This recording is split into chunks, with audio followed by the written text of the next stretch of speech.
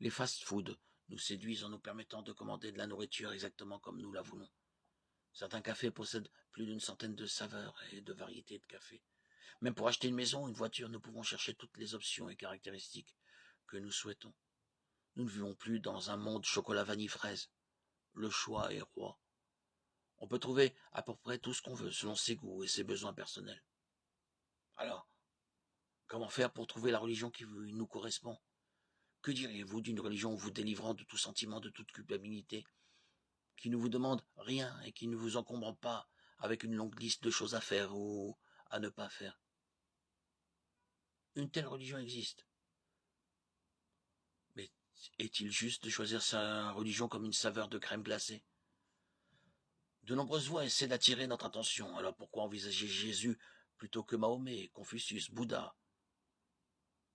Après tout, tous les chemins ne mènent-ils pas au ciel? Les religions ne sont-elles pas toutes semblables? La vérité est que toutes les religions ne mènent pas au ciel, de même que tous les chemins ne mènent pas à Rome. Jésus est le seul à parler avec l'autorité de Dieu parce qu'il est le seul à avoir vaincu la mort. Confucius, Mahomet et les autres sont encore dans leur tombe aujourd'hui. Mais Jésus, par sa puissance, est sorti du tombeau 3 jours après avoir souffert une mort cruelle sur une croix romaine. Quelqu'un qui est plus puissant que la mort mérite notre attention et mérite d'être écouté. Les preuves de la résurrection de Jésus sont irréfutables. D'abord, plus de 500 témoins l'ont vu ressusciter. Ce chiffre est impressionnant. 500 voix ne peuvent pas être ignorées. Il y a aussi le tombeau vide. Les ennemis de Jésus auraient facilement pu éteindre la rumeur de sa résurrection en montrant son corps décomposé. Mais il n'y avait pas de corps à montrer. Le tombeau était vide. Est-ce que les disciples auraient pu voler son corps? Difficilement. Pour éviter cela, le tombeau était solidement gardé par des soldats armés. Sachant que lors de son arrestation et de sa crucifixion, ses disciples les plus proches avaient pris la fuite, terrorisés. Il est très peu probable que cette bande de pêcheurs effrayés aurait pu affronter des soldats professionnels et bien entraînés. Ils n'auraient pas non plus sacrifié leur vie pour un mensonge, jusqu'à mourir en martyrs pour la plupart d'entre eux. La seule explication valable est que Jésus est vraiment ressuscité. Encore une fois, quelqu'un qui est plus puissant que la mort mérite d'être écouté. Jésus a manifesté sa suprématie sur la mort. Nous devons donc écouter ce qu'il dit. Jésus affirme être le seul chemin du salut. Jean 14, 6. Il n'est pas un chemin parmi d'autres. Il est le chemin. Jésus a dit aussi, venez à moi, vous tous qui êtes fatigués et courbés sous un lourd fardeau, et je vous donnerai du repos. Matthieu 11, 28. Nous vivons dans un monde rude et la vie est difficile.